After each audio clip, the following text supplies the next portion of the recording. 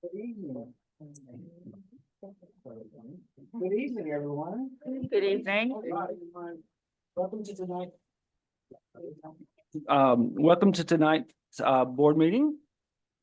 Please stand for the Pledge of Allegiance and remain standing for a moment of silence, please. To the flag of the United States of America and to the republic for which it stands, one nation, under God, indivisible, with liberty and justice for all. Remain standing, please.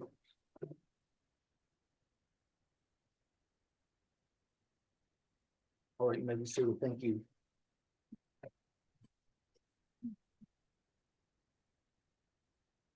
As we start our meeting, let's pause to acknowledge that the Hackensack School District occupies the unceded ancestral lands of the Ramapo Muncie Lenape people. We are grateful to be able to learn, work, and gather today, and we continue our commitment to support all underserved and undervalued members of our school community. As a reminder, please speak slowly so that our translators and interpreters can help us tonight. In accordance with the Open Public Meetings Act, adequate notice of this meeting was advertised in the record, posted at the board office, and filed with the city clerk. I hereby call to order the regular public meeting on October 16th, 2024 in the Hackensack High School Media Center At 6:80. at 6:18 p.m. Ms. Singh, will you please do a roll call? Mr. Carroll, Present. Ms. Harris, Mr. Martin, Mr. Powell, Present. Ms. Pringle, present, Ms. Somerville, present, Mr. Stein, Present. Ms. Cordero Alton, Present. Mr. James Vickery. Present. We have a quorum. Thank you. Doesn't look like our student is, oh, come on up. You have a name tag and everything. What are you doing? So you can just always come straight on up to the dais and join us. Welcome. Down. We have our new student representative, Yeah. Shanika Thompson. Thomas, I'm sorry. Thomas. I can read that too. Welcome. We are thankful that you're here, and we will start with your report. Okay, thank you. Hello, my name is Shanika Thomas, and I will be presenting the October Student Board Report. Our school is off to a flying start with our clubs, activities, sports, and academics in full swing. Earlier this month, the high school hosted a student activity club fair during lunch periods. Students were able to learn more about our clubs and activities during a barbecue lunch. On October 25th, all 10th and 11th grade students will be taking the practice SAT during school. This will be a delayed opening for students who are not testing. On October 27th, the Hackensack High School will be hosting our annual robotics competition in the main gym at 10 o'clock in the morning. On October 28th, our Hackensack High School Guidance Department presents the College and Career Fair. Over 100 colleges will be represented. This will occur in the main gym from 7 p.m. to 8:30 p.m. All families are welcome. Our drop-in center continues to host welcome back events for our students. Events include mindfulness activities, meet and greets, and a pumpkin patch coming soon. On November 14th, our homecoming dance will be in the East Wing Gym at 6 p.m. And on November 21st will be our grade 8 open house, also at 6 p.m. Thank you. Thank you so much. We appreciate you being here. All right, now we have our 2024 spring NJSLA data presentation. And it looks like Dr. McBride will be doing that. Actually, I'll be doing that during my superintendent's report. Okay. But I'd like to bring our assistant superintendent, Mrs. Andrea Oates Parchment, to provide the information around the school safety data system report. Okay.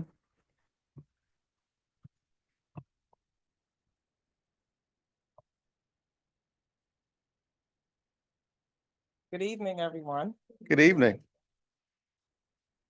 Tonight, I am pleased to present to you the Hackensack Public Schools Student Safety Data System Report. And this is information that occurred the last school year. And I will be providing the end of year report. And what is SSDS?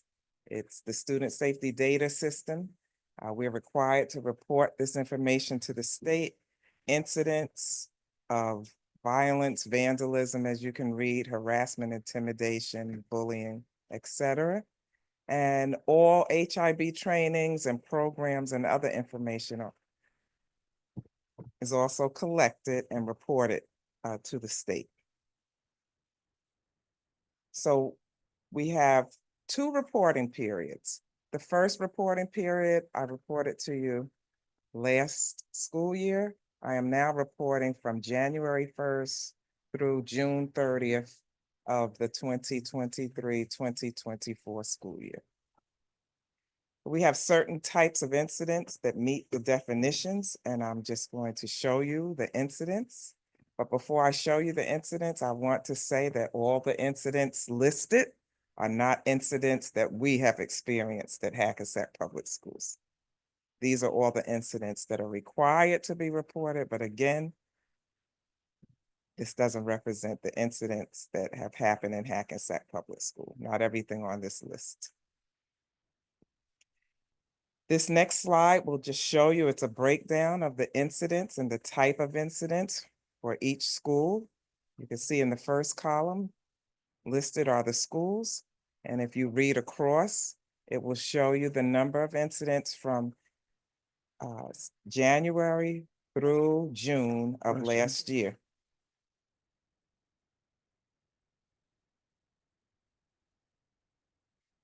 Just want to give you some time to look. And then the total.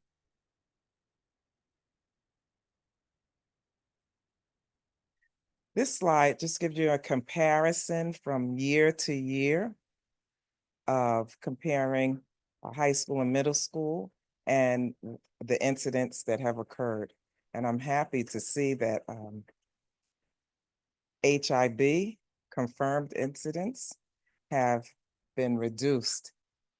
And I would say it's because of some of the things that the schools are doing and how our district is responding as well. Of course, I'm not going to read all the bullets, all the things on this bulleted list, but I will say that each school has created a culture and climate goal to respond to the data that has been presented. Also, we see the schools again and the number of trainings they have completed and the number of programs they have completed to be proactive in order to continue a great climate and school culture. So just a breakdown of each school and the numerous events and trainings that they have had and programs to create a positive culture and climate. Jackson Avenue School. Look at the number of programs.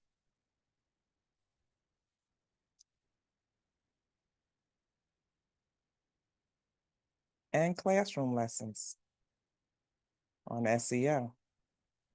Fannie Meyer Hillers as well.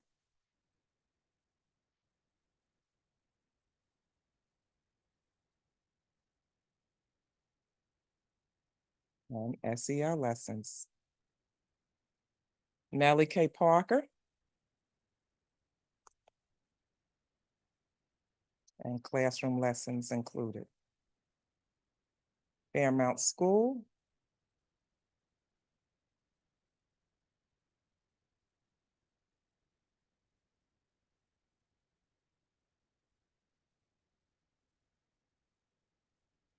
And all these, as I say, to maintain a positive school climate.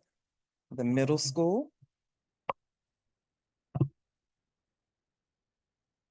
And you see there's a new item listed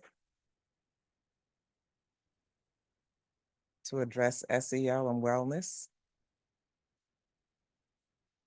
Assemblies, programs, incentives for students and in the high school.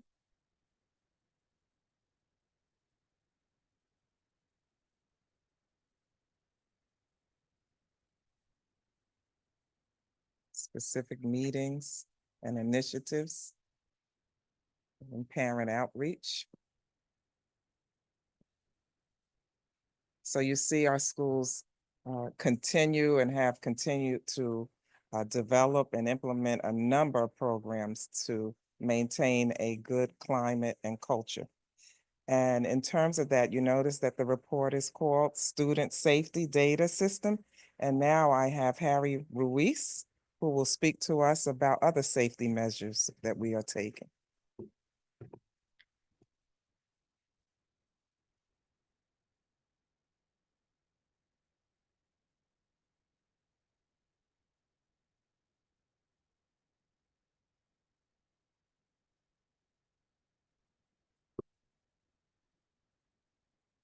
Good evening, everyone. Thank you for this thank you for this opportunity, Board President, trustees, Dr. McBride, for this security update this evening. So the first slide you see here, it's surrounding around the new update on the staff by Allied Security.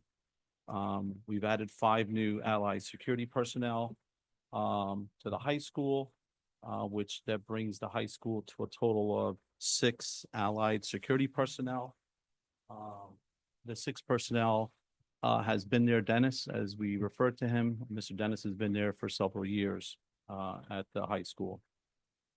So 5 of the AUS, which I'll refer to as the Allied Universal Security personnel, they have a shift of Monday through Friday, 7:30 a.m. to 3:30 p.m. They're assigned various building posts and throughout the floors. As you know, right, the high school is a large footprint and multiple floors. So working with the building administration, we identified different areas that we would like to see them scattered throughout the building to provide the roaming patrol and follow the school's calendar and their bill schedule. So they understand the movement of the children in the building. Again, the one existing Allied Universal staff member is a Monday through Friday shift also. His shift is from 1 p.m. to 9 p.m. at the single point of entry, where you might have seen him there tonight, just to add that layer of security that we are looking for, and also does building patrols. So if the building is unoccupied, his duties are to patrol the building, look for open doors, maybe support any activities with the athletic department or any nightly events that we may be having at the high school. Again, the collaboration of the scheduling, the post, and those building patrols sat with the building administration, the deans, the monitors, and all the people, the stakeholders at the building to make sure we understood where we needed to have the best coverage and the resources for them to head to. With that, we move on to the middle school. We added a new Allied Security personnel there. The middle school has a total of 3 Allied Security personnel. As we moved into the same single point of entry at the 7-8 side, where if you visited the middle school, you'll see a gentleman at the desk greeting everyone that comes to the building, checking for visitor IDs and or appointments that are scheduled for arrivals, making sure that the doors are secured following those events. We then went to the 5-6 side and mirrored those events and those coverages on that side of the building with a person at that single point of the 5-6 side to do the same duties and responsibilities. The 3rd Allied Security personnel then rotates with some of the security at those different posts, so they can cover also with the multiple floors and the entry points, follow the schedule, work with the deans and the monitors and the building administration to ensure that the building is secured as we expect it to be. So those are the duties of the new Allied Security staff. Allied Security provides their certifications and training. One of the certifications is through the New Jersey State Police. SORA is what they refer to. It's the Security Officers Registration Act. This certificate is a mandate for them to be employed by Allied, and it's also a mandate for us as we're looking for the quality of the background checks that are required for schools. And they also are involved with other school districts and colleges. So we're confident with the process that they have in place to provide us that coverage.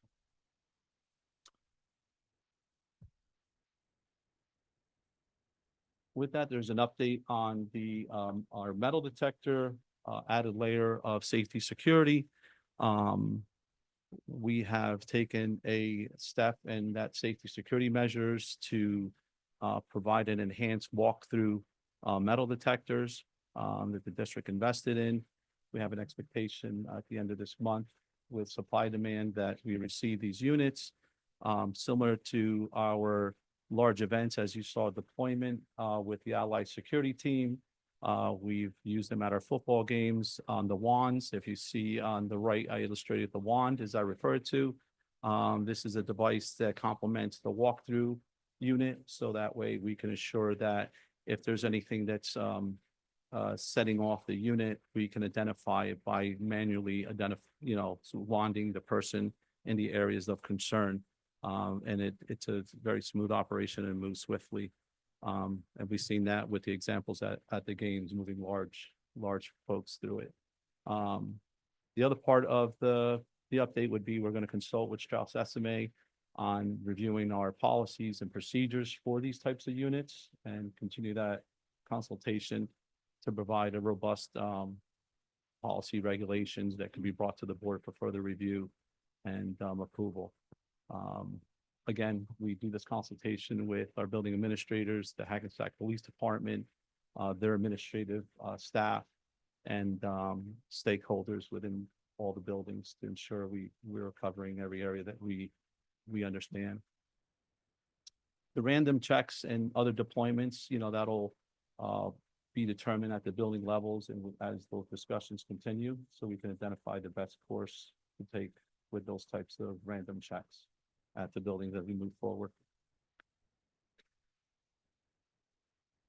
With that, we were looking at another layer that's already in place, and we were speaking about our student identification summaries that they have inside their code of conducts.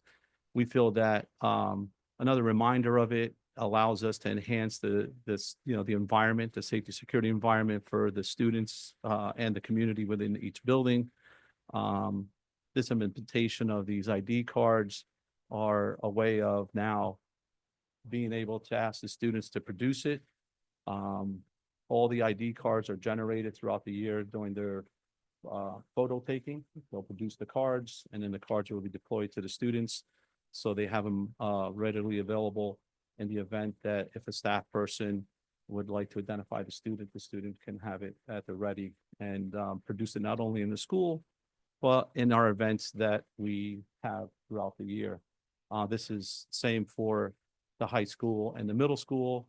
So the principals create these plans, our assistant principals monitor it, and it's supported between the building monitors and our staff and our new appointed security personnel within the building. And this plan assists all of us, our school security resource officers, our SLEO 3s at each of the elementary schools that sometime may lap over into our large events to assist us, and our security staff.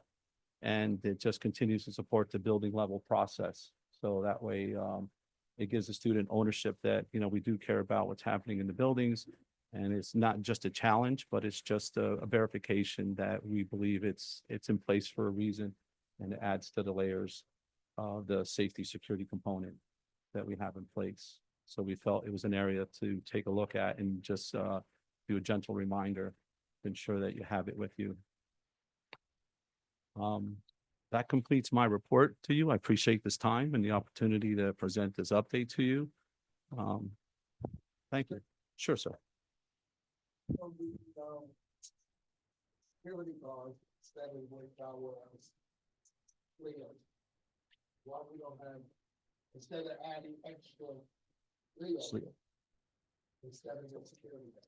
Sure. So great question. So we sat with Hackensack, the Persia. So I'll give you a little, as you know, right? We have 10, it's a total of 10 Hackensack police officers that the district has supplemented in the safety security element as you're mentioning. We have our SLEO 3s that are retired officers that are assigned to each of the elementary school. We have 3 officers assigned to the high school. It's an SRO, which is a full-time employee of the Hackensack Police Department. And we have the SLEO threes. There's two of them. One's assigned to a perimeter check and one is assigned to the east wing.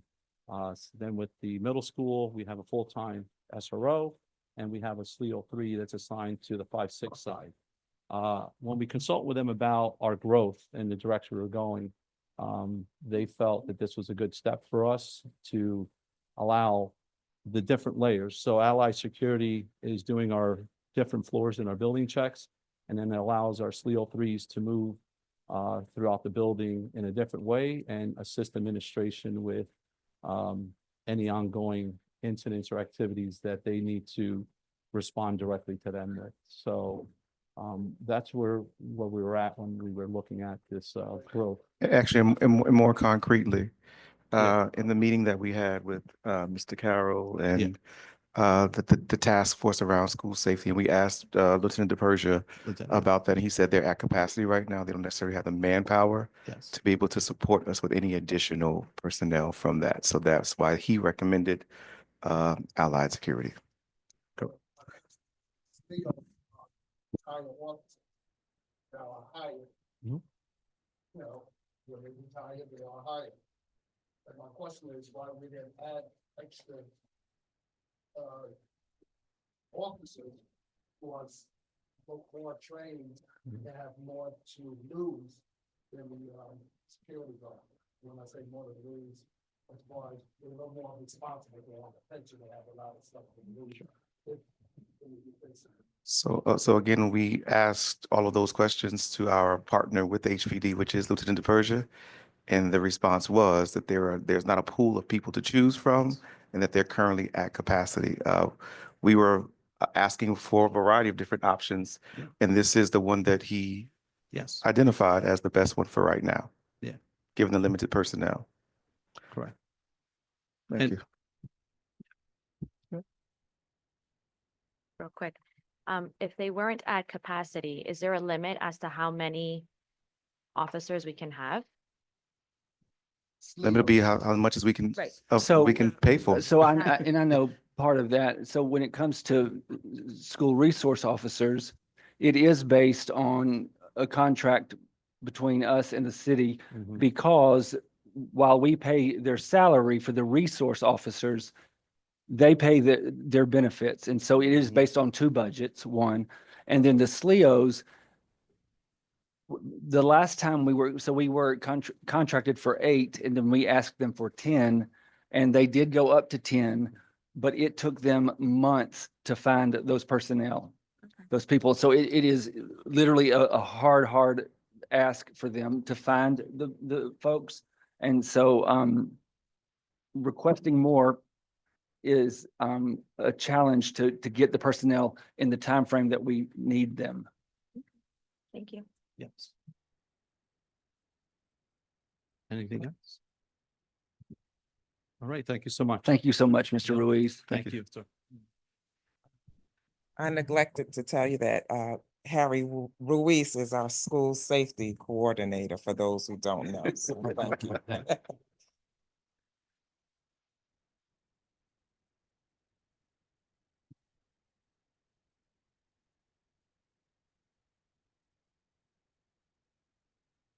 All right. So actually, we have one more before I jump in with the data, the HMH presentation. Yes, and hope you all don't mind me presenting from here.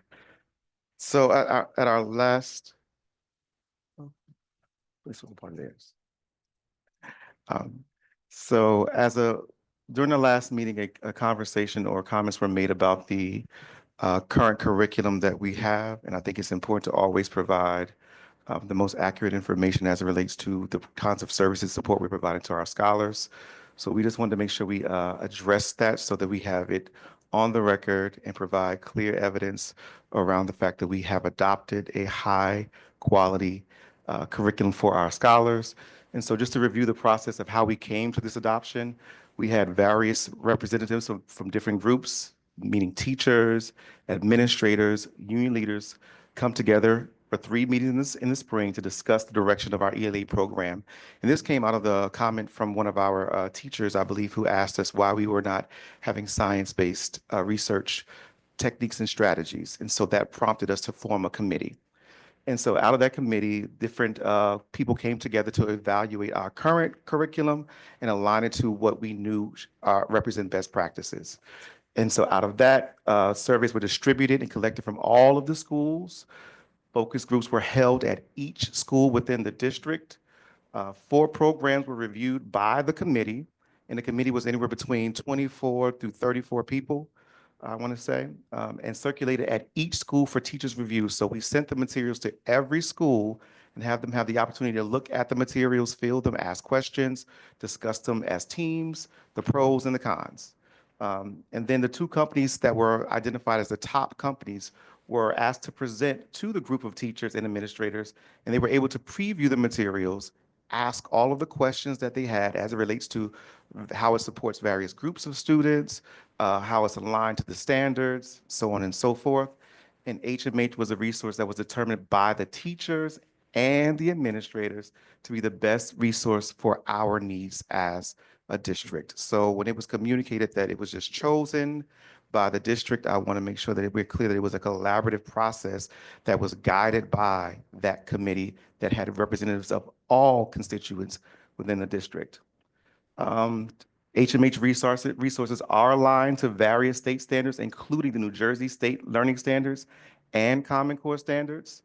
We have the correlation charts for the standards, which can be accessed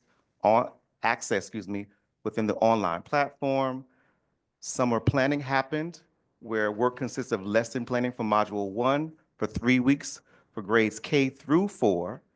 These lessons included New Jersey standards for each week of plans. Teachers were able to work with their ELA coaches along with various consultants and HMH professional learning teams to assist with aligning the lessons in the subsequent modules to come. And the district curriculum guides are found on the websites and are updated to NJSLS and aligned with the HMH resources. And more specifically, for anyone, you can look up, so every curriculum in the entire country is evaluated and assessed. If you type in edreports.com, you can pull up any curriculum within the country that people are utilizing.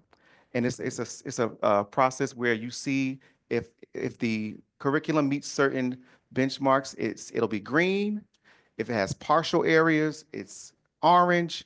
If it doesn't meet, it's red. As you can see, HMH for K-6 interreading meets is at the highest. Foundational skills is 81 out of 84. Building knowledge is 214 out of 224. And if you look, it's very specifically outlined, science of reading snapshot in the areas that have been identified as the primary sources to support students become literate.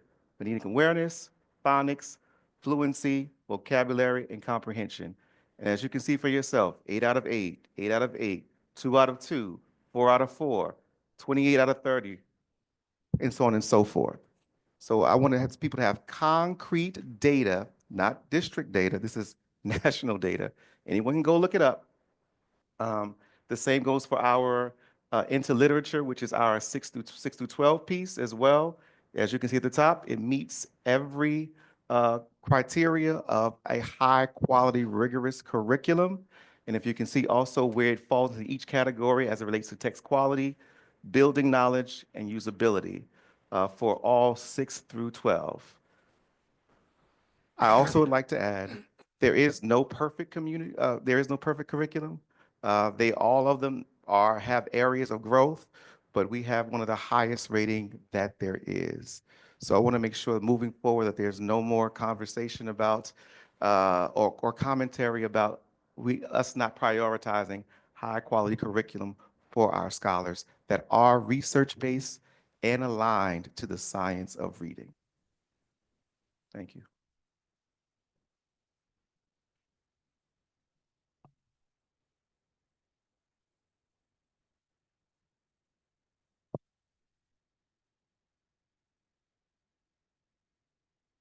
Good evening, everyone. So When we first joined the board, I had a discussion with the superintendent and the board president about different collaboration opportunities that we could do with various people in the district. And as a result, we're excited to announce that we have completed a few of the stuff that we had on our agenda. One is the revitalization of the interaction between the city council and the board. That concluded sometime in April, and Dr. McBride is now set on a schedule to meet with the city council monthly just to go over different opportunities and areas of needs within the school district.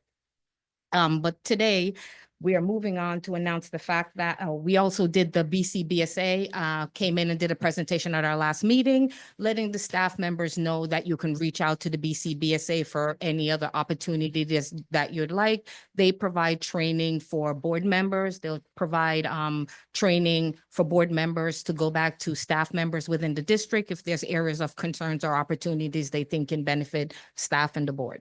But for today, we'd like to go into saying that we have two other collaborative opportunities that we have between the Hackensack Public Schools and our community partners. The first one is that Hackensack Public Schools will be working to partner with Mount Olive Baptist Church and Reverend Dr. Page on opportunities where we can kind of collaborate between stuff that's going on in the church and the district for our parents and for our students. And Dr. Page unfortunately had a conflict today. He's not here, but I'll task Dr. McBride real quickly just to give a quick heads up on that opportunity. So I had the privilege of meeting Dr. Page to discuss a variety of ways that the faith-based community as well as the school can intersect with various opportunities for our scholars. One being the area of mentorship and figuring out how we could collectively come together to support our scholars with social emotional learning, but also the ideas of having mentors that they can be in their lives to support them with and guide them for those next steps. And the second area is around financial literacy, which is a priority to ensure that we are empowering the community with information and knowledge. And that's the most I can speak about right now without giving too much too early. Okay, thank you. And then the second one is to do an introduction and a partnership with our state senator. So everybody knows that New Jersey has our state senator, that is Senator Gordon Johnson. And we want to make sure that everybody recognize the face to the name. Know that they're there to help the school district when we have efforts, things that we can reach out on. And it's not just for, whenever things go south. There's also opportunities for the school to partnership with him on various initiatives that we may be able to reach out to the state. And there's information that State Senator Gordon and his team can provide. So State Senator Gordon, we invited him. He's here tonight, and we'll just call him up for a quick second just to say hello. And they say hi. Good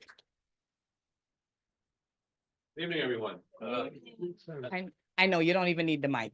Thank you all. Thank you. How you doing? I'm good. Good evening, everyone. I just, well, you said it all pretty much, we at the state level are here to work with you to ensure that these young people that you're educating have the best education they can have in this state. And we have been, Assumingwoman, Park and Hayter and myself, we've worked and been pretty successful in getting school funding in our towns in our 37th district. I think Hackensack got about 38 million this year, I guess it is, though. And we'll continue to ensure that you have the money that you need coming out of the state to assist you in your program. So Dr. McBride, we met about maybe a month ago in my office or so. So we had a brief conversation, and thank you for coming to the office, by the way. So I just came to say hello, and we are here for you. We're here to work like you said. We'll be working together for the students of Hackensack, and actually the students of the 37th legislative district, all of them. And that's it. Any questions of me from the state level? I didn't bring a check or anything. But, No. We just wanted to say thank you for the opportunity to engage in the new SEL program that I know Mrs. Marks is looking into, that you are offering potentially for our district to support our scholars who are dealing with mental health issues. Yes. Yes, thank you. Truth Health. So that's one example of what we're doing to ensure that these students have the best basis, best foundation that they can get in a public school system. And I think it's happening here, so move on. Sports, I'm not so sure about. I'm not following, I haven't followed the comments, the team. I have to look into that. I've been distracted by the Yankees. But anyway, but we're here for you and the Mets. Yeah, okay. I'm a politician, that's right, and the Mets. You didn't mention Jets, though. You didn't talk about them. Okay, never mind. So thank you for letting me say a few words. I'll let you continue your meeting, and thank you for bringing me here, and we'll move forward together. Okay, that's it. Thank you. Thank you. Whoa. Appreciate it.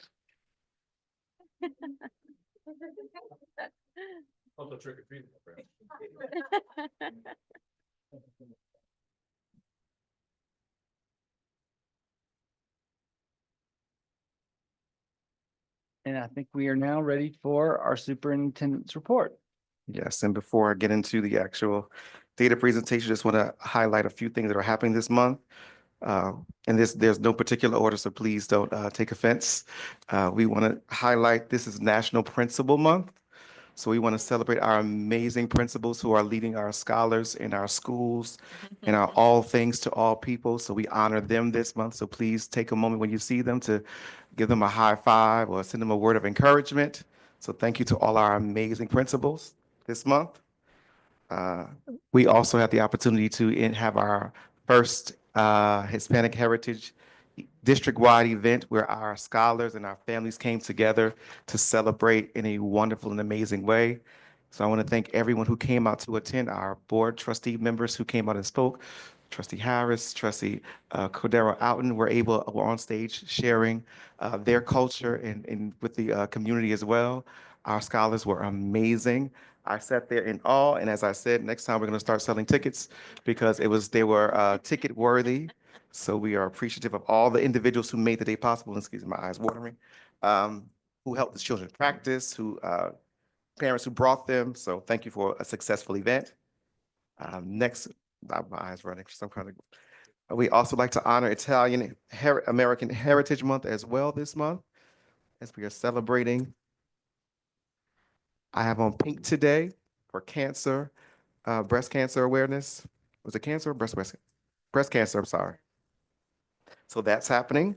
We celebrated Indigenous People Day the other day. Open this, please. Thank you. My eye is really watering. This is interesting.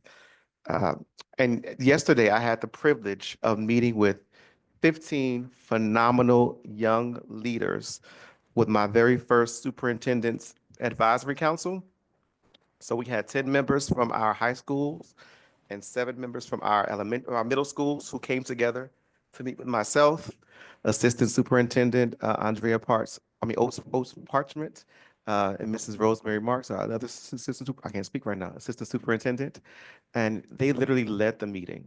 We communicated what the purpose is and how they are going to have a voice in decision making, and they had the opportunity to share some of the things that were on their minds in ways that we can help support their learning or things we just need to know about and consider when we are making these decisions that impact them that they feel like they would not been a part of. So they gave us a litany of things to think about. And so we helped to scale down at least 2 to 3 things that we're going to prioritize solving, because I wanted to teach them about, yes, we can come together and identify all of the problems, all the things that are wrong, but then more specifically, what are we going to do about it? So they're going to have an action approach to addressing district-wide problems. And so you'll hear more about that from them coming in January. So it was just our introductory meeting, and they were amazing. It's when you give kids the opportunity to lead, they will show up and they will lead. So we're excited about that structure that's in place. And my final thing before I jump into the data presentation is we are pleased asking all of our families, all of our scholars, all of our teachers, all of our school leaders, all of our administrators to complete the survey that you have received. One of our priorities this year as a district is culture, in the way that we are able to create a culture of unity that's aligned, of excellence, is that we get information about what people need and how people are feeling. And so as we are prioritizing community engagement, whether it be through district-wide events that we are now having, whether it be through town halls, whether it be through surveys, we are asking you to please fill them out. We want to hear from everybody. I know that Ms. Jackson has started a campaign to make sure that we are getting more students, more leaders, everyone completing. So we would like to present the data in a very organized way in November, because November 1st, we are closing the survey. So ask your neighbor, ask your friend, did you complete your survey? If not, please, please, please do so. We want to hear from you because voice is important. And as we are actually about to approach 2025, and we are about to enter to developing a new strategic plan, we're going to be asking for the voice of the people to help drive and guide the conversations. So that concludes the superintendent portion but now I'm going to shift to the actual data portion where I actually stand. Can I just piggyback really quickly? I was really impressed with the student council that you put together. I personally know several of those students, whether it be through sports, whether it be through academics, and I was very, very excited to see them become contributing factors in not only their education, but as well as the community that surrounds them. And I truly believe some of these kids, I've known them since they were about 4 years old through rec programs. And to see them here excelling, participating, it speaks volumes to me as to what we in this district, in this community are absolutely doing correctly. So I was very excited, and I look very much forward to hearing and seeing them in November. Thank you. And I can't take the credit for the students. I have to thank Principal Montesano, Dr. Whiting, and Principal Sass, because they were the ones who engaged in identifying who the scholars were. I just wanted to make sure that I prioritize getting to hear from them because I get to hear from other people, but I definitely want to hear from them as well as we're thinking about the things that directly impact them.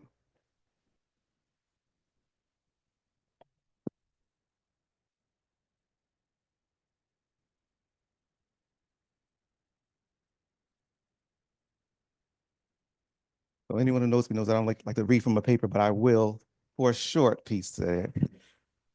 So as we begin to think or begin the discussion on our district student achievement data, I want to address a narrative that may arise. Some will claim that our data doesn't matter, that it's skewed, or that it fails to represent the works that's being done, or it's attributed to our multilingual learners or our special education population. But I ask this, if these groups are driving our data, why aren't our general education and our G&T numbers significantly higher than what you will see? We need to begin to focus on the work of identifying the data and more specifically what we plan to do about the data. And the truth is that everyone plays a role in this data. Our focus shouldn't be on finding someone to blame, but on recognizing that this data reflects our collective responsibility.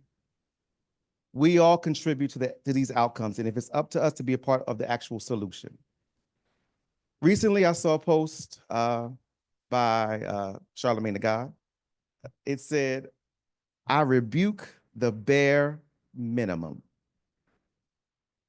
And that struck a chord with me because too often we settle for doing just enough. And many have become accustomed to living life that's basic, meeting only the minimum requirements. But that's not the standard we should accept for ourselves, or more specifically, our students.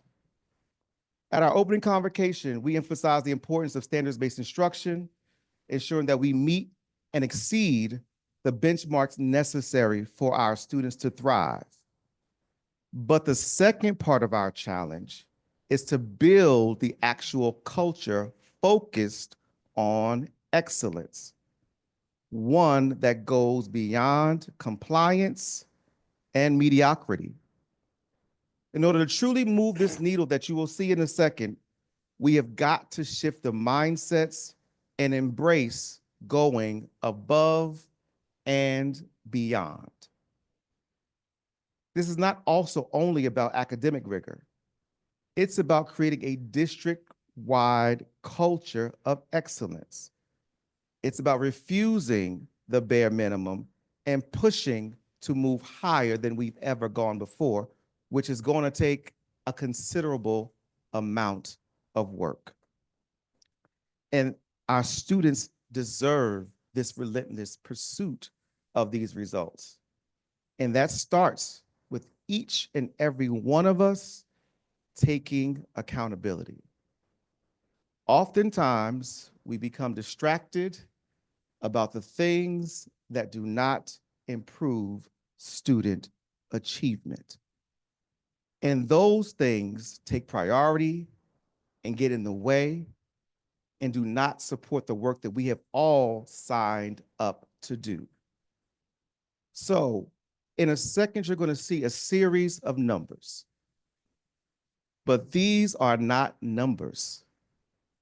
They are Thomas's, they are Mark's, they are Kenneth, they are Scott's, they are Demetrius Carroll's. These numbers have names. And these are children's lives.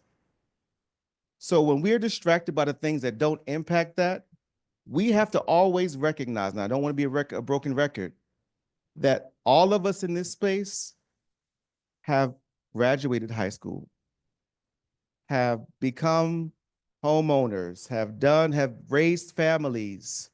So we are in the midst of our lives. It's our responsibility that we give our scholars a shot to have a life.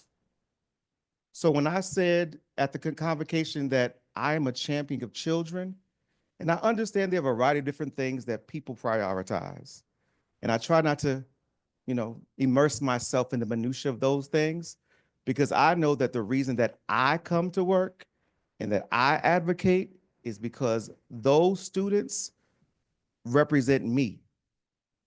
And if someone had not picked me up, made sure that I had high quality education, I would not be here. Now, I'm sure I'm not the only person who had that same story. Somebody challenged you, somebody pushed you, somebody believed, someone gave you the tools that you needed to be successful. And that is what we have to do. So I preface this by saying, this is not a debate about the data. I'm gonna say it again. We are not debating the numbers. The data is the data. It is where we are actually starting. I always tell people, I wasn't here before. I can't talk about when I wasn't here. I don't know what happened. It's not my business. I don't judge. I wasn't here. This is where we are starting from today. And I think it's important as we're talking about transparency, as we're talking about communication, as we're talking about the sharing of information, that everybody knows to sound the alarm, because it is time that we sound the alarm.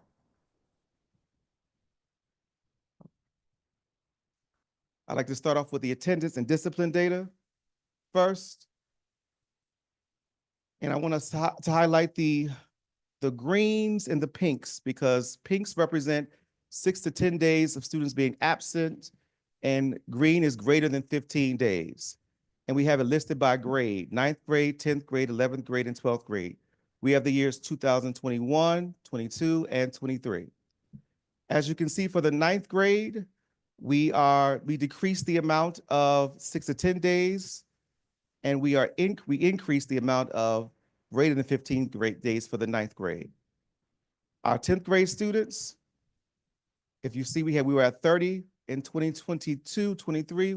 We're down 1% in the amount of 6 to 10 days. For the green, greater than 10 days, we have 16% that increased by 1%. I'm sorry, Jackie, I can't see what you're, do me a favor, thank you. We're decreasing the 6 to 10 days for the 11th grade by 2%, and decreasing this greater than 15 days by 5% for our 11th grade scholars. It stayed the same for our 12th graders. About 27% of our students are still 6 to 10 days absent, and they've decreased the amount of students from 32% to 27%. So again, we want to make sure our scholars are coming to school, because then once you're in school, then you're able to get the information that you need to be successful as it relates to information and standards. This is our high school infraction data by grade level.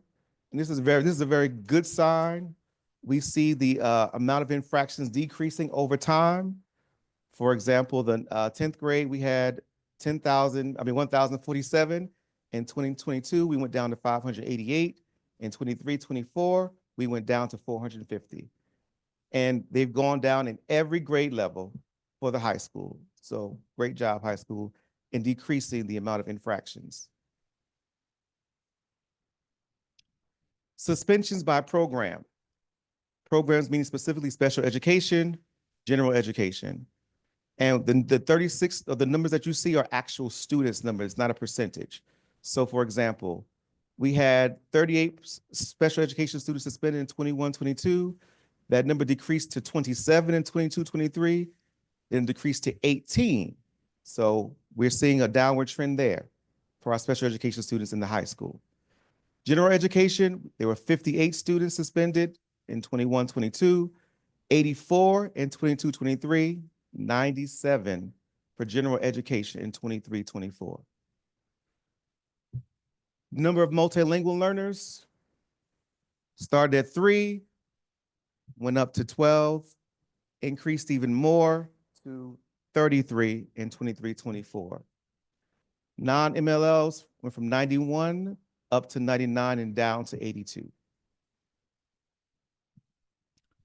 Our graduation rate, if you look at the top, it's 22-23. School-wide, 88.5% of our school scholars graduated. Special education, we had 81%. Multilingual learners, 93.9%. That is a decrease from the year before. We had 94.1%. And we had a decrease in special education as well. That was at 85.8%. As well as a decrease from the multilingual learners that were at 95.3%.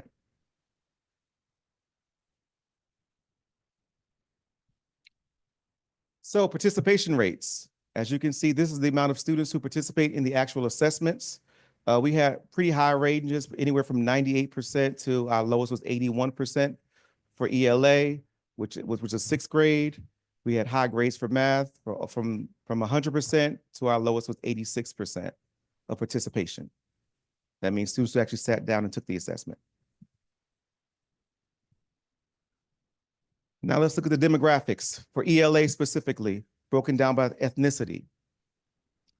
For the students who took the assessment who were Asian, 74% of those students passed the test or met or exceeded the expectations.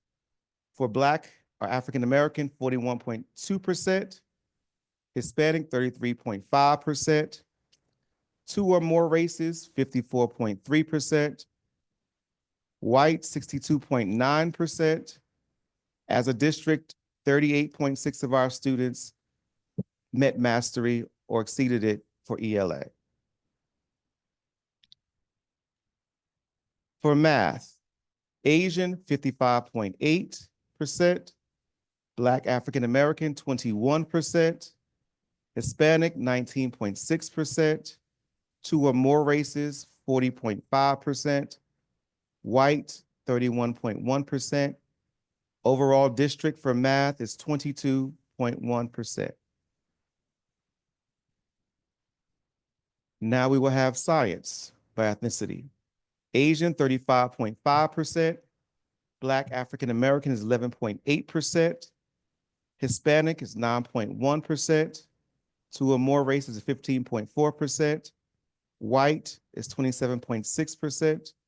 As a district, 11.9% of our students passed the state science exams. By gender, for ELA, 42.8% of our female identified students and 34.5% of our male identified students. For math, 20.8% for our female identified students male 23.3% identified. Science, female 10.9%, male 12.7%. So now we're gonna look at the specialty programs. So students with 504s for ELA that met or exceeded the expectations were 49.2%. Economically disadvantaged students, 32.7%. English language learners, 21.3%. Students without an IEP, 46.9%. Students with an IEP, 9%. And again, the 38.6 is the same. For math, students with 504, 24.6%. Economically disadvantaged students was 19.7. English language learners, 10.8. No IEP is 26.5. IEPs, 5.5. District-wide was 22.1. Science, 21.9 for 504, 9.2 for economically disadvantaged students, 0.5 for English learners. No IEP, 13.4. IEP students, 2.2. And again, 11.9 is what we have for the district in science. So here comes the district analysis. Districts again communicates how many students were tested. In 2023, we had 2,396 students tested. In 2024, 2,423 students, which was an increase of about 27 students. For math, 2,789 students in 2023. 2024 was 2,693, which is a minus of 96. And again, some students in grade 8 participate in NJSLA Algebra 1 assessment in the place of the 8th grade math assessment. So those students were pulled out of the data. And again, 2023 was the final year that a 2-year Algebra 1 course was offered, where students were asked to take the NJSLA at the end of all the 2 years. So now all students now take the test in year 1, leading to the significant drop that you see. The amount of students tested in science, they're tested in grades 5, 8, and 11. And 2023 was 1,129 students. 2024, 1,204, an increase of about 75 students tested. So let's do a quick comparison. Level 4 and level 5 are students who either meet and exceed state standards. And this is, so in 2023, the district was at 41.7%. The state average was 51.3% in ELA. This year, we are at 37.7% in ELA, and the state is at 52.2%. As you can see, there is a big gap between where we are and the state, and we have a decrease of 4 percentage points. Math. Level 4 and 5 in 2023 was 19.1%. The state was at 31.2%. This year, we're at 21.5%, and the state is at 39.5%. And although we had an increase of about 2.4, we are still significantly far away from where the state average is. Science, in 2023, we're at 12.6%. The state was at 24.9%. This year, we're at 11.6%. The state's at around 24.8%. And so we are about 1% we were from last year, but as you can see, the difference between where we are and the state. So achievement by grade, ELA specifically. And again, these are all the students who met or exceeded. For grade 3, 30.8% of our students. Grade 4, 41.3%. Grade 5, 33.3%. Grade 6, 28.6%. Grade 7, 29.7%. Grade 8, 51%. Grade 9, 51.8%, which you want to highlight grade 8 and grade 9. And then we have it broken down by each school. For grades 3 and 4 at Fairmount, they were at 24 the year before. They're now at 22 with a loss of 2%. For grade 4, they were at 44%. Now they're at 37%, which is a 7% decrease. For Hillers, we were at 36% in the 3rd grade and went down to 31% of a loss of 5%. Grade 4, 58%, down to 48%, which is a decrease of 10%. Nellie K. Parker, they were at 35% in the 3rd grade. Now they're at 36%, which is about a 1% increase.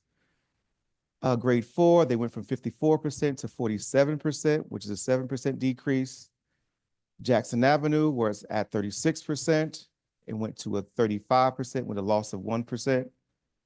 And grade 4, they were at 38% and now are at 35% for ELA.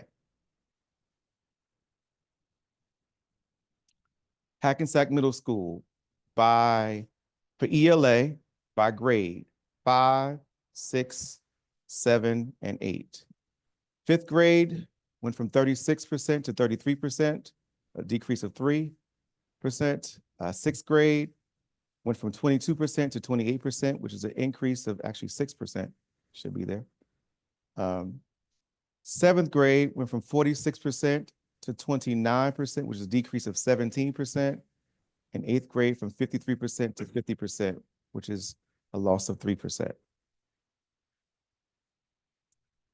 High school increased from 47% to 49% in ELA. And again, this is just the itemization of all the levels for all grades. So I'm not going to spend time on that because I just did that individually. And it's just, again, each grade, 3, 4, so on and so forth. Mathematics achievement by grade. Grade 3, 35.1%. Grade 4, 36.9%. Grade 5 is 14.3%. Grade 6 is 13.2%. Grade 7 is 16.7%. Grade 8 is 17.2%. Grade 9 is 20.5%. Oh, excuse me, Algebra 1, excuse me. Algebra 2 is 38.9%, and Geometry is 22.3%. Same scenario for each individual school. Fairmount from 31% to 22% in grade 3. Grade 4, they went from 39 to 34%. Hillers for math, they went from 29 up to 38%. So shout out to grade 3. And went down from 52% to 39% in the 4th grade. Nellie K. Parker went from 41% to 36%. Grade 4 went from 43% to 40%. Jackson Avenue went from 34% to 46%. Great job, 3rd grade.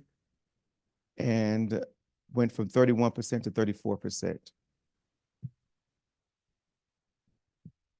Hackensack Middle School. 5th grade went from 7% to 14%. It's a good increase. Grade 6 went from 14 to 13%.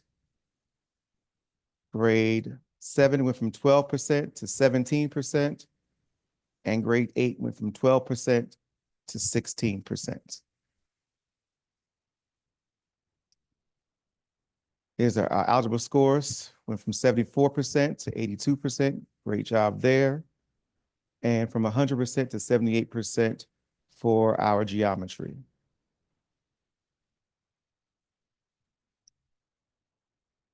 Meeting expectations for the algebra 1, 7% to 16%. And geometry as well, from 4% to 14%. High school mathematics. Again, it's the same chart that we just kind of went through. Science achievement. 5th grade, 11.4%. 8th grade, 9.1%. 11th grade is 14.5%. It's the same information.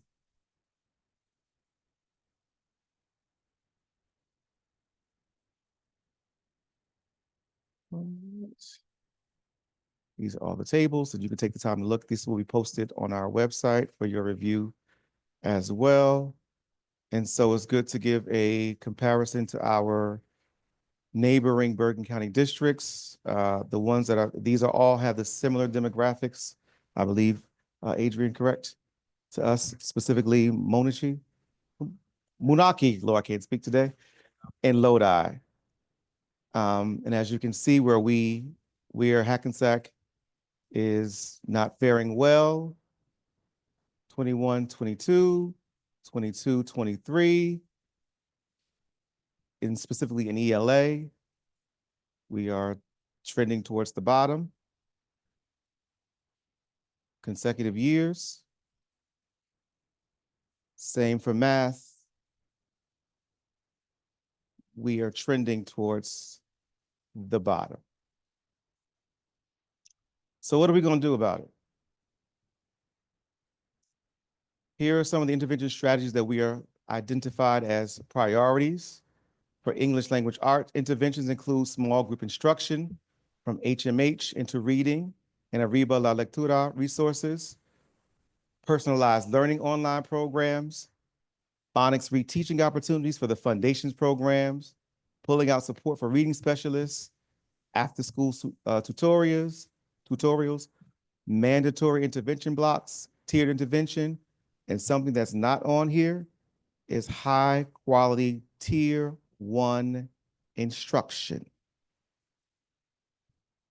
Next, mathematics interventions include pacing, includes reteaching opportunities, exit tickets within the program that allows for more small group instruction support, Number World's intervention programs to support learning gaps, after school tutorials, mandatory intervention blocks. Middle school intervention strategies. And these all have been devised by the leaders as well as the supervisors supporting those leaders. For ELA, intervention activities from HMH into reading, reading labs using Read 180 and our Systems 44 programs, after school tutorials. For the mathematics specifically, use of manipulatives to strengthen understanding of conceptual skills. Alex adaptive mathematics programs to reinforce and reteach skills and strategies. After school tutorials, and something new for 2024-25 is the comments class, creating opportunities, motivating everyone to succeed. This is the course purpose of the class. Monday and Tuesday will center on Alex Math, where students complete lessons in their learning pathways. All activities for Wednesday and Thursday will center on independent reading and free writes. Pride, Passion, Purpose Friday will center on community building and SEL wellness. High school intervention strategies, quarterly or semester independent choice reading projects, new integrated nonfiction reading and writing units to address specific nonfiction skills in research writing, reading labs using Reading 180 and or Systems 44 programs, conferencing with students regarding reading goals and progress monitoring them in their classes, math specifically, use of manipulatives, virtual and concrete, and integrated use of Alex adaptive mathematics program in core classes. Science intervention strategies. Mystery science at the elementary level to supplement instruction with amplified science units. Open SciEd curriculum resources in middle school to align with the New Jersey student learning standards. Inquiry Hub biology and Inquiry Hub chemistry at the high school level, as well as NWEA map growth science assessment in grades 5 through 12 to inform instruction and address gaps in student learning. So I'll say all of this to say that if the conversation isn't about this, then what are we talking about? And that concludes the data report.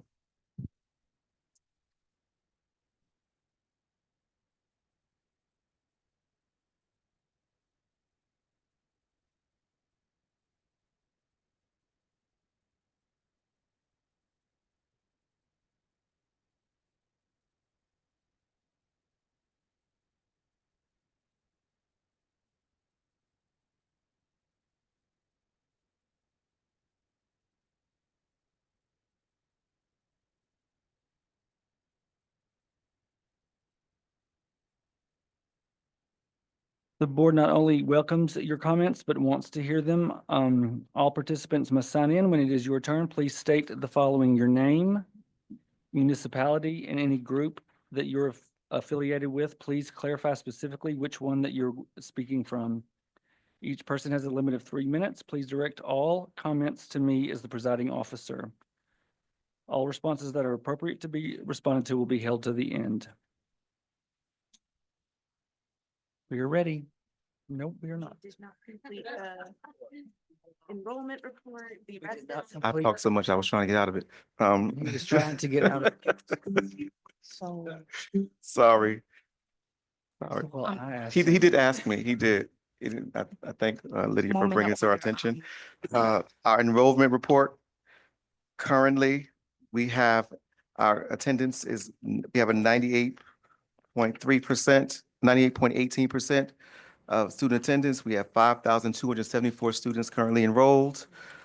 As it relates to our residency report, the number of residency cases we've received in September was 3. Year-to-date was 4. In-home visits that were unverified were 3 in September, and year-to-date was 4. As it relates to HIB, we had one that was founded in the high school. We had 7 unfounded, 4 in middle school, 3 in the high school. Total for middle school was 4. Total for high school was 4. Total in general was 8. Pending currently for the high school is 3, and our total is 3. And preliminary determinations for not HIB, 1 for Parker, 2 for the middle school, 2 for the high school, totaling 5 preliminary determinations not HIB. And that concludes the report. All right. Thank you. Now, everything I said earlier still stands. Miss, point of order. Yes, ma'am. Point of order, I have a family emergency and I have to leave, so I'm just asking to be excused. Yes, Thank thank you. you. So first up for public comments.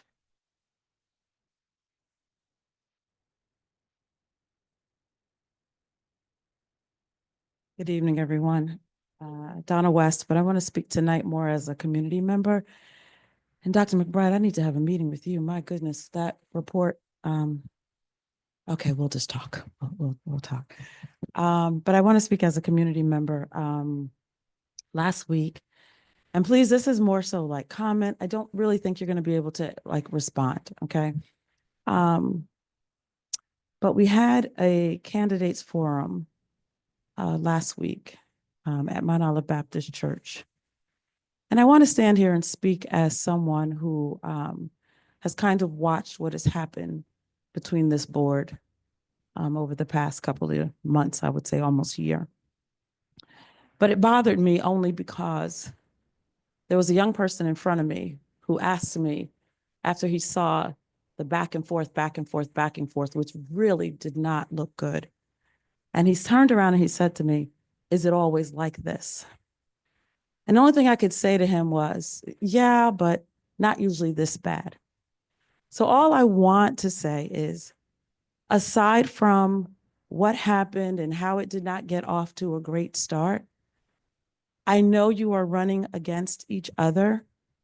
But I remember as a president of a union just a couple of months ago, it behooved me to never, ever, ever have our dirty laundry be aired in the public. And that's what I'm watching this board do. People from the church that were invited to come were beginning to ask me about what they were seeing up on stage. And so I just caution you, whatever it is that you're feeling against each other, we don't know anything except that we want you to work for the staff, and we want you to work for the children, and we want you to help us. And so airing your dirty laundry back and forth, literally wasting, time that people took to come out on a night. It was really, I heard my pastor say to about 2 or 3 of you, because I was leaving to go to the city council, which was another mess. But I heard him say he was disheartened. And I got it. it was disheartening to watch because we lost sight of the fact that you were there to help present yourself to the community, for us to get an idea of where you stand and how you are going to work together to help this district move forward. That's all I'm asking. Please stop with the back and forth. We tell the children not to do it, and yet we watch adults do it that night. So that's just something I ask. Please, in the weeks that are coming up, just please do better. Please. Thank you.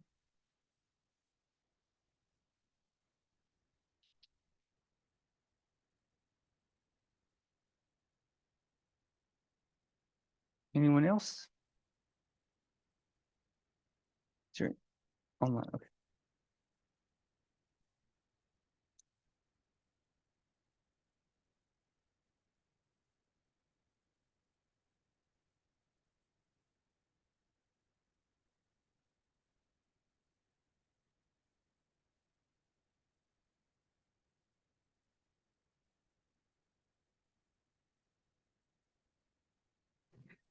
Go ahead. All right. Thank you very much. Hello, everybody. My name is Tony Jackson, Hackensack resident, teacher, and parent. And I'm trying to think if I can narrow it down to what I'm speaking about. I may have to do it for each one. First, as a teacher, I want to recognize and thank everybody who participated and came out to see our Nellie K. Parker Day celebration. It was proclaimed by the county several years ago. We received a proclamation this year. We also received a proclamation from the city, and it was just a beautiful event. I want to recognize Arlena Brinson Jones, who was my co-organizer. We had panelists who were stakeholders at every level in the community. And I think it's really important to have more programs like this, where we had a situation where we could hear history. We could hear current events that were happening and how it all connected to some important Hackensack history. So I want to thank everybody who was a part of that and who witnessed it. The second thing I wanted to say is I'm encouraged to hear about the increased community involvement and events. And it makes me hopeful, not hopeful. It makes me hope that we hear something soon about the Community Relations Committee. I hope that as all of this is happening, that piece will be in place as well, because I know that it is a vehicle for good, and I'm excited for that to come full force as well. And then the last thing I want to say, a part of what was said earlier in regard to comments about the ELA programs from teachers, something to the effect of, I don't want to hear any more comments about a certain aspect of it. And I just want to say that I hope that we will all keep the dialogue open, because we're hearing a lot of conversations going on. And I understand that teachers were a part of who was spoken to and got feedback from originally, but I've been teaching this program for, going on 2 months, and the only people I've had conversations with have been my coworkers about how we're going to make it work, how we're making it work currently, how we're doing the best for our kids, given the difficulties that we still have. It can be a fantastic program, but there are still aspects of what we have to do that are not yet in place. And so we're trying to work all of that out. So please don't shut us out in terms of a dialogue, and please keep soliciting our voices as well. Thank you very much.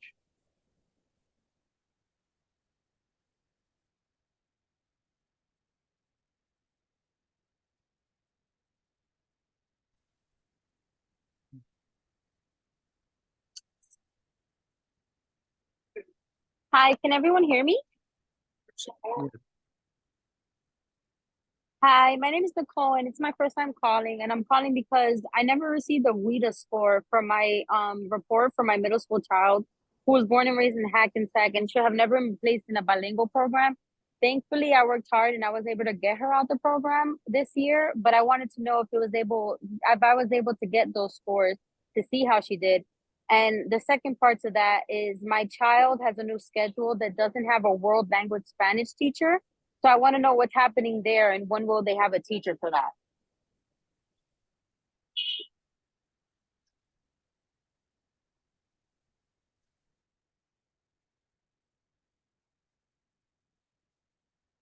So Nicole, we have someone who's coming to address that very quickly. The Director of World Languages, Ms. Monclova. Good evening. I just wanted to email you so I can answer your questions privately as a matter of procedure and bilingual code. We send out all the notification letters through the Genesis portal.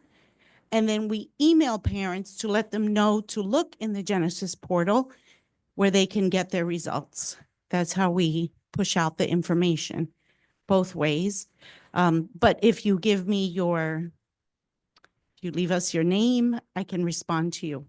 And I can respond to you about the status of the vacancy we currently have. Okay, so I don't think she's still on, but if she is still listening,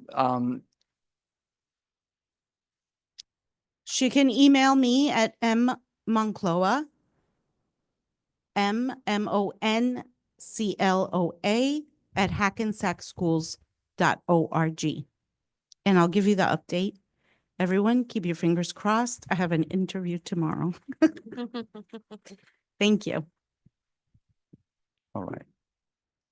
And if not, she could contact the school principal and they can put her in contact with the right people. Okay?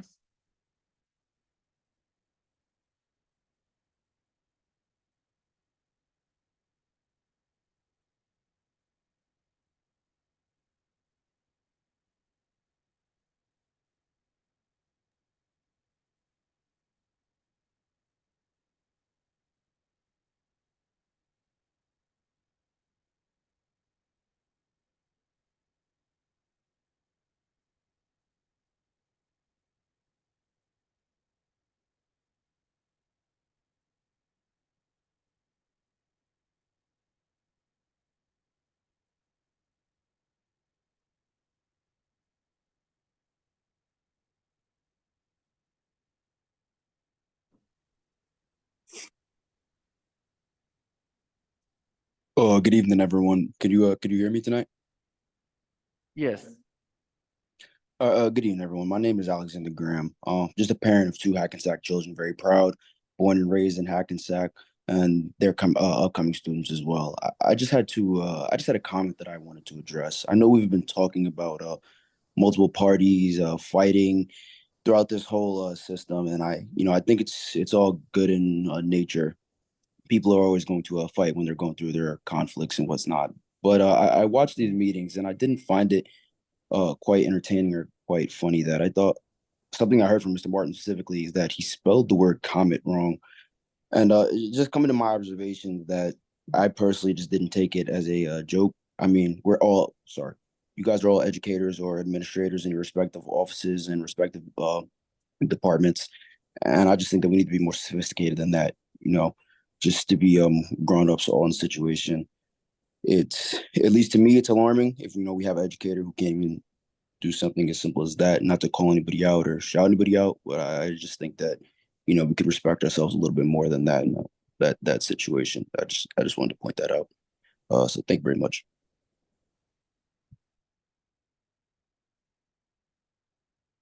Yeah. All right, so that'll end our public comments portion. And then I have a comment as well. Again, one of the things that we communicate is that oftentimes comments are made and things are said, and then we aren't able to address them to a month later, and things linger.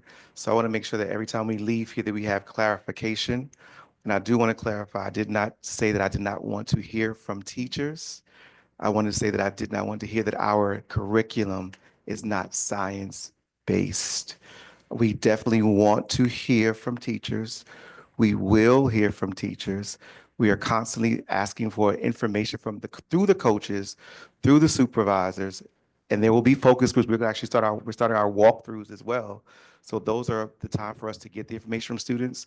But I think it's important because it'll be people will walk out and they'll say, well, Dr. McBride said that he doesn't want to hear from teachers, and that's not what I said. I said I did not want to hear that we do not have a high quality curriculum that is science research based. So I want to make sure we're clear. Thank you. So, thank you for the public comments tonight, and I will quickly, so to piggyback on that, it is always important to me, and it's something that you have heard me say over and over, to have the right people at the table. And I believe having the right people is the people on the ground always. And I know that it is new to curriculum for us, and that there will be bumps to work out and kinks to work out. I taught for many years, and I know how challenging curriculum can be when we're first starting to teach it. So I'm thankful to hear that colleagues are working with one another to help figure those pieces out. But I agree that the sentiment is not that Dr. McBride won't be hearing and listening, and the board won't be listening to teachers. It is that the assertion was that it was not science-based reading curriculum. And so that's that. And then the other piece that I need to address publicly is, while we work in different realms, the city and the Board of Education, we do have our own task that we do, but there are times that we do have to coordinate.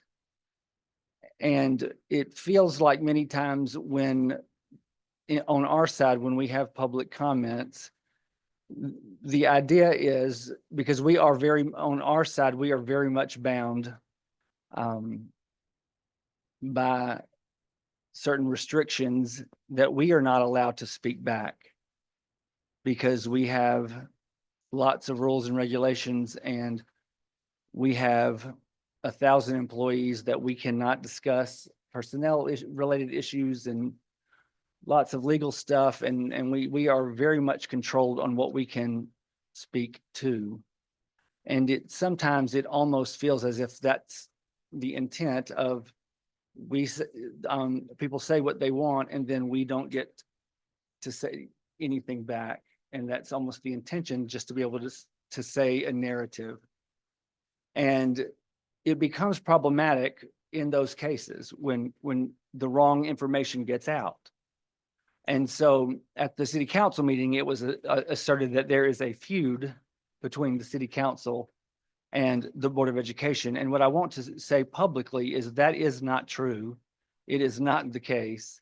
While we work in different areas, Dr. McBride has a meeting monthly, as does our business administrator, with the city, to work on an assortment of things that our district needs, from the big stuff to the small stuff. Because every time a street has to be closed, it doesn't just magically happen. We don't have the power to just say we're going to close this. Every time that we need lots of things happen, from fire to police to water, to all the things that happen, we have a pathway that happens.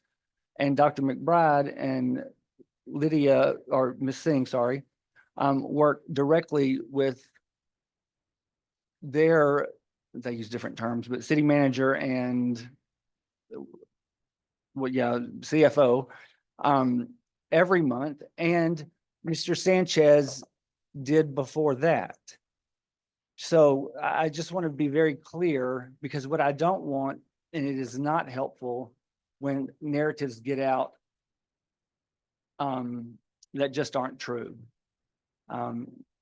Because one thing we don't need in this city is more drama than necessary. So we are absolutely engaged with the city, working for the big stuff and the small stuff. So I want to make sure that that is clear. Now, be it resolved that the Hackensack Board of Education determines it is necessary to meet in executive session on Wednesday, October 16th, 2024, to discuss legal, personnel, student-related matters, HIB reports, negotiations, and other confidential matters, and be it further resolved that these matters will be made public when the need for confidentiality no longer exists. May I have a motion to move into executive session? Thank you, Ms. Second. Pringle, second, Mr. Carroll. All those in favor say aye. Aye. Any opposed? And there are none.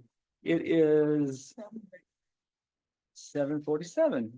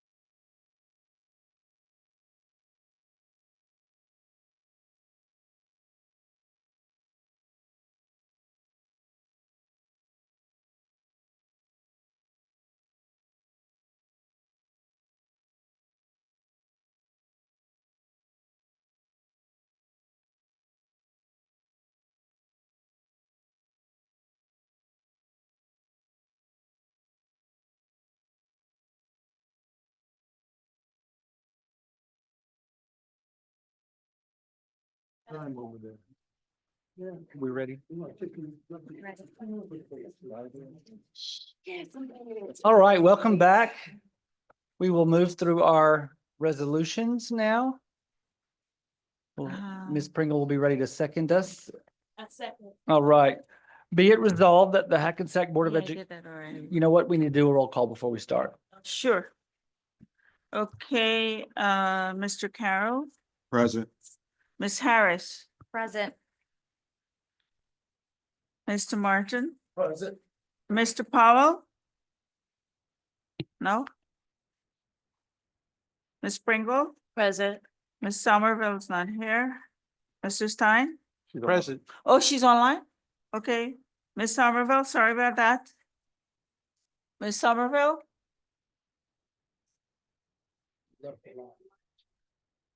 Did she hear me? Sorry, present. I was double muted, present.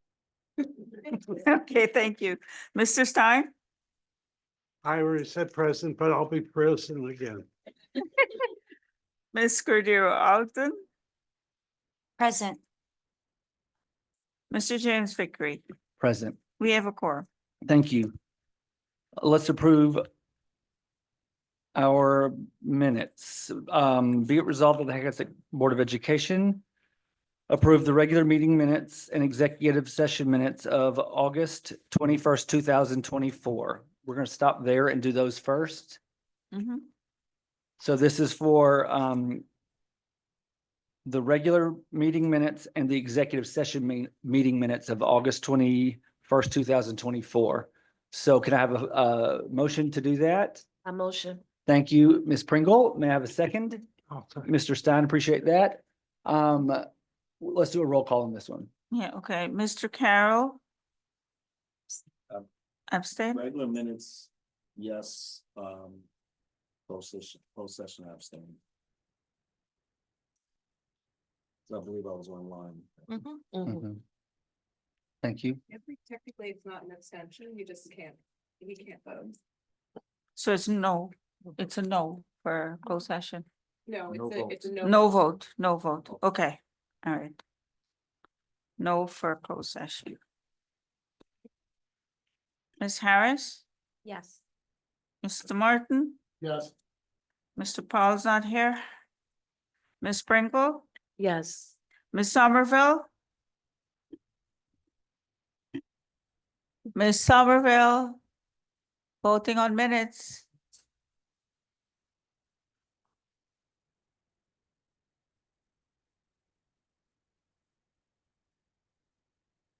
Ms. Somerville?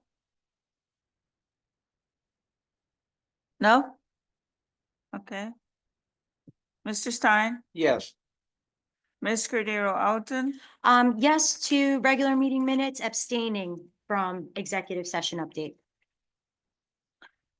Yes, the regular. Abstention. To close session. Mr. James Vickery? Yes. So now we will move to the Hackensack Board of Education approves the regular meeting minutes and executive session meeting minutes of September 25th, 2024. Can I have a motion for that? Motion. Thank you, Ms. Pringle. May I have a second, Mr. Stein? Thank you. All those in favor say aye. Aye. Any opposed? Any abstentions? Thank you. Okay. All right, now we will move to personnel. Hello, good evening, everyone. A motion to take action on personnel items listed as A1 through DD. All right, we have a motion from Ms. Cordero Alton. I A second. second. A third. I second. Thank you, trustee Carroll. We'll go straight to roll call on that. Yeah, okay, Mr. Carroll? Yes, and abstain to anything that has to do with Paris.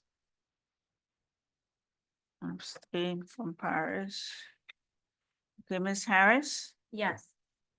Mr. Martin? Yes. Mr. Powell is not here. Ms. Pringle, Yes. Ms. Somerville, Present, yes. Mr. Stein, Yes. Ms. Cordero Alton, Yes. Mr. James Vickery. Yes, Motion passes. fantastic. Moving on to policy. There is none. There's no policy. Okay, then we will move to curriculum. Before you start, trustee Martin, on C2, our business administrator gave us for Sophia Raza, it's So the page 7. Page 7. page 7, the amount should be $175 instead of $47.76. Page 7, fourth from the Say that bottom. again, the fourth, Fourth from the bottom on page 7. got it. It should be what? 175. Instead of $47.76, so if the trustees would make that. 175, yeah, oh, yeah, it's on there. That's good. Okay, So you're up. all right. We're up. Like to make a motion, C1 through C24, highlighting the following items with the correction of the one you just mentioned. Okay. Okay, C11, highlight C11, to appropriate an arrangement with the College Board to provide professional development for district administrators entitled Achieving AP Access for All for the 224-225 school year. The total cost not to exceed $6,960. This training is part of the AP-TB grant that end on December the 31st, 2024. The administrative training will provide guidance to planning and ensuring equitable access to AP courses and support the creation of tracks for the pre-AP courses for students. The additional of a pre-AP track will increase access to AP courses and curriculum for students. C12, to approve the agreement with the New Jersey Bar Association Bar Foundation to provide professional development for computer science and math teachers entitled Beyond Base and Unconscious Bias. There is no cost for this training. Also, C19, to approve the formation of the following Hackensack High School Student Club. The name of the club, Comets Sport TV. They will meet every Wednesday plus 2 home games per week. Hopefully, down the road, we will see this streaming somewhere. That's what I have. Thank you. So trustee Martin made a motion. Can I have a second? Second. Thank you, Ms. Pringle. Any discussion on any of those items? Hearing none, we'll take a roll call. Mr. Carroll, Yes. Ms. Harris, Yes. Mr. Martin, Yes, Mr. Pauls, no, not here, no, sorry, HERE, not here. Ms. Pringle, Yes. Ms. Somerville, Yes. Mr. Stein, Yes. Ms. Cordero Alton, Yes. Mr. James Vickery. Yes. Motion passes. All right, moving on to finance, Mr. Carroll. Yes, I'd like to make a motion to move D1 through D6, highlighting D5, which is the proposal for Allied Universal for 5 additional security guards at the high school and 1 additional security guard at the middle school. Total amount of $342,720. And D6, which is a proposal for Granger for 6 walk-through metal detectors, 6 metal detector casters, and 6 handheld metal detectors in the amount of $22,524.12. All right, thank you. We have a motion. Can I get a second? Thank you, Ms. Pringle. Any discussion on any of those items? I have one question. Okay. we have the 6 metal detectors. Those are portable or? Portable, okay. Okay. When you say portable, you meaning They can move. the whole unit where they walk through? Yes. Okay. All right. So, any other discussion with that? So we'll do a roll call. Yes. Mr. Carroll, Yes. Ms. Harris, Yes. Mr. Martin, Everything except for 5 and 6. No on 5 and 6. D5 and D6. Yes. Okay, Mr. Powell is not here. Ms. Pringle, Yes. Ms. Somerville,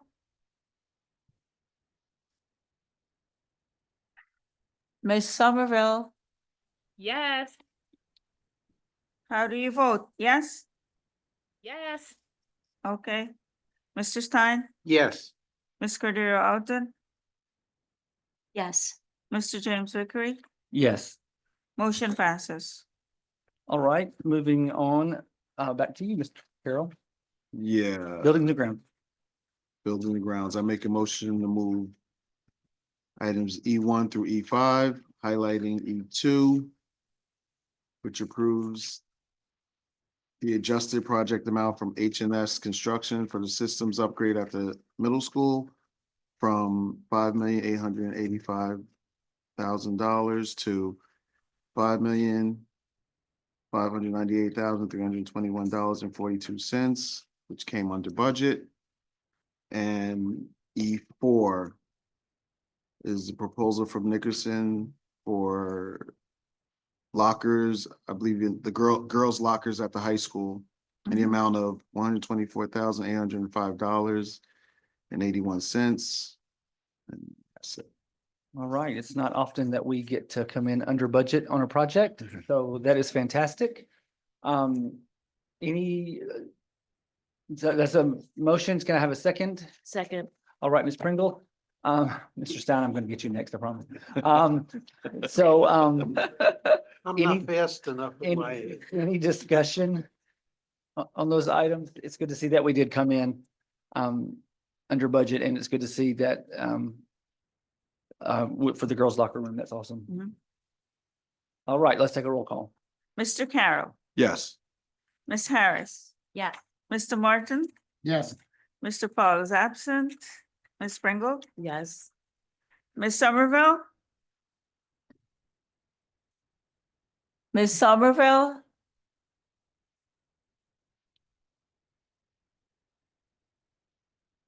Is she there?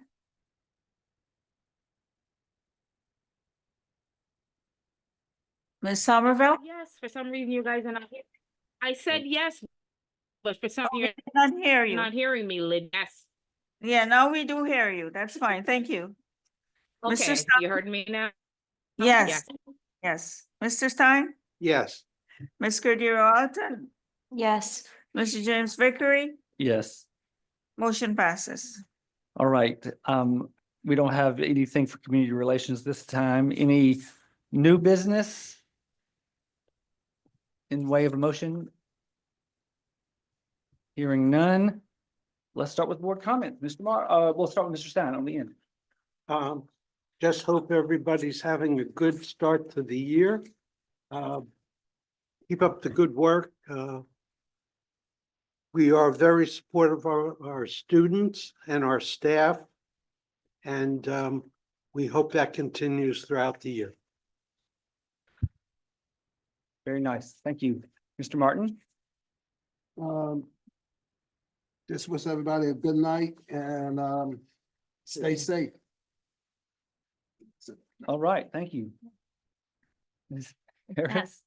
Yes. Just really quick, I just wanted to say welcome to our new student rep, Shanika Thomas. We are excited to have you. Looking forward to your student report. Happy National Principals Month. Thank you to our principals for making our students a priority and creating a safe environment and a place where people want to come and work. If you didn't know, you have a PAL and Principal, right? Yeah, that's my little teacher joke right there. I'm also excited to hear Dr. McBride for our student council, for the new committee. I'm excited to hear what those young minds have to say and looking forward to their reports. And yesterday was the last day of Hispanic Heritage Month. It has been truly a month filled with so much pride, with so many performances and history. It was really nice to see the community come together and really shine during the month. And that's it. Everyone have a good night. Thank you. All right, thank you, Ms. Harris. Mr. Carroll. Yes, welcome to Shanika Thomas, our student representative.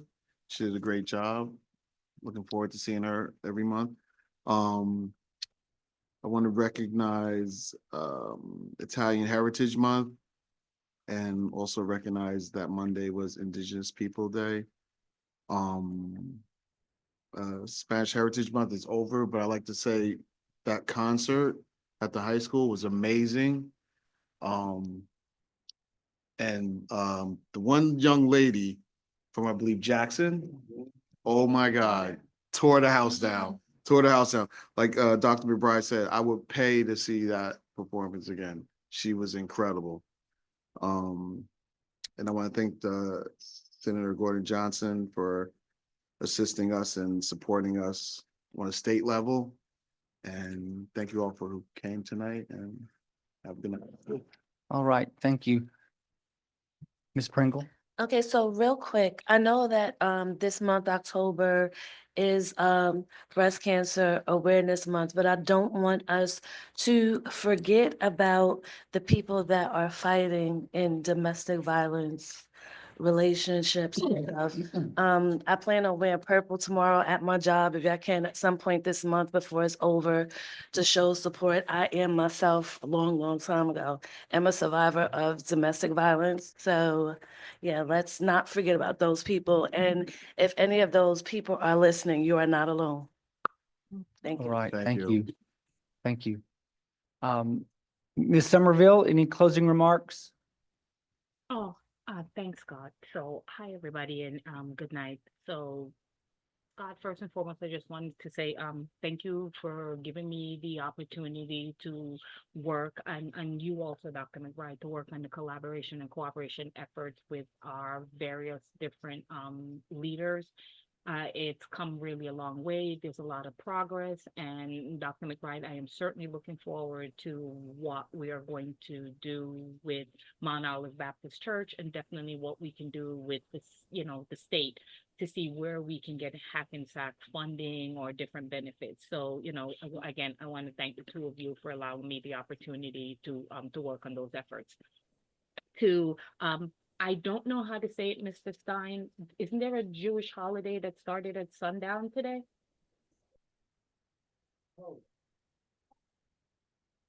So I think there's a Jewish holiday. Is there one that started at sundown? So if there is, Vote. just okay. So just to say to you guys, happy, Jewish holidays. I think it starts now and ends on the 23rd or something along that lines. Again, I won't go over back for all the other folks. I think Ms. Harris and everybody else said all the congratulations to the student council person, Dr. McBride. Awesome Hispanic Heritage Month tradition that you just started. So looking forward definitely to that. I would presume that when it comes to Black History Month, we're doing the same thing, right? Because Fairmont usually brings the heat. So I'm trying to see what the competition is going to look like this year when I show up. Again, everybody, sorry, Miss Pringle. Yes, fully appreciate you reminding us about the domestic violence issues, and glad to see that you're a survivor and you're doing well. Kudos for that. Again, everybody, just wanted to say thank you. I really appreciate it. And everybody get home safely and enjoy your evening. Thank you, Ms. Somerville. Ms. Cordero Allen. Hello and good evening, everyone, online, and for those of you that stayed here in person, we greatly appreciate it. I would like to thank Dr. McBride, as well as everyone else who went the extra mile this evening to make some clarifications immediately as opposed to waiting. I am going to find those really important to ensuring that everybody is very aware of what is and what isn't as soon as possible. So I greatly appreciate the efforts that were made there. Another thing that I would like to highlight, and I assume this is something I'm going to continue to do. You know, last month I said it was because of some instances that had taken place and been brought to the attention of the board. And I'll just keep saying it from this point forward. To all of our students, if you see something, say something. That is actually part of your house. Every building that this district resides in is also your home. So I would like to point out that just today alone, with the items that are on the agenda, this board approved over $400,000 worth of extra and additional security measures. Our students have a responsibility to take an active part in how they contribute. That means how you behave yourself outside the school, because you actually represent both the school and the community. And you need to be helping our administration, our teachers with your behavior and how you respond. The district is going to continue to do what it takes, but I am asking that every parent out there and every student, please be mindful, recognize this as your home, these buildings as where you live, and you also need to ensure their safety. And that starts with your behavior in and out. Another thing that I would like to bring up amongst all the items that we were able to enjoy so far in just half the month of October. Earlier last week at the high school, there was a presentation for a movie premiere documentary called Homecoming Ready. I would like to thank the filmmaker and the director, F. William Samuel, apparently also known as Bill. I was told I could call him that, for not only presenting, but bringing with you a ton of knowledge, great information for the students that were in attendance, which I would like to say we had over 25 students in attendance participating. I'm really enjoying it. A couple years ago, before I got on the board, I actually came to the Board of Education to a meeting, and I had an issue with the fact that I did not feel that there was enough of an HBCU presence at our college fairs. I had an opportunity to discuss that with him. However, I am also very happy to see that Hackensack has actually really stepped it up where that's concerned, because we have a high population of those Black and brown babies that should absolutely attend an HBCU if they have that opportunity, but we first have to make sure they're aware of it. So I thank you so much for that. That's it. Thank you and have a great evening. All right. So I would like to wish Ms. Cordero out a happy birthday. So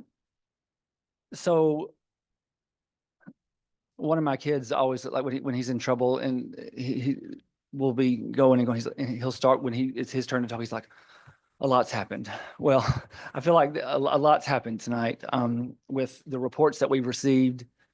And so I will say thank you to Ms. Oates Parchment on giving us that data and making it palatable for us to receive that information. And then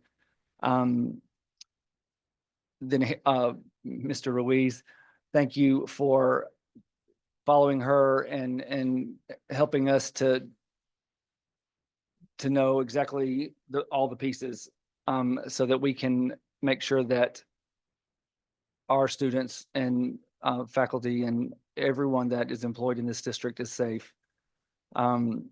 So we appreciate that very much. I will say that with the data that you showed, when you talk about sounding the alarm, I think that is accurate, and that we cannot turn away from that, and that we have to look at that, and also understand that that is a reflection all the way here. And I love I rebuke the bare minimum. And you talked about that the district, that we want a district-wide culture of excellence. Well, that excellence is not just by the teachers that are employed here, and it's not just a demand of an excellence of students and an excellence of parents. I mean, that's excellence here. I mean, it starts right here. Matter of fact, I mean, it should be a reflection of what happens at this table. And so my challenge to everyone here is that we show not only the people that are employed here and the students, the entire school community, but our community at large, what excellence looks like. And so in the work we do, in the interactions we have, inside, outside, so that's going to be my personal goal, and my leadership goal is the pursuit of excellence for this district. Because where we are is not where we have to remain. I look forward to the rest of the month for National Principals Month. That was the cheesiest joke I've heard today, but I love it. That's a good dad joke if I've ever heard one. I appreciate Senator Johnson coming in, and I look forward to the work with Mount Olive, which has always been very supportive of our district as a whole already. But I look forward to the good work that Dr. McBride will, with a targeted interaction or collaboration with them, that I think we can really achieve great things. So welcome to Shanika. We're excited to have her. And also say for the Hispanic Heritage Celebration, it was fantastic. I do want to give a special shout out to the executive assistants. I know lots of people worked on it, and I don't want to slight anyone by giving kudos to them, but I can tell you those executive assistants put in a lot of extra time, energy, and love into making sure that our Hispanic culture was shared to the fullest of their ability. And so thank you to them. May I have a motion to close our meeting? Mr. Stein, may I have a second? I second. All those in favor say aye. Aye. Any opposed? And there are none. Good night, everyone. Good night.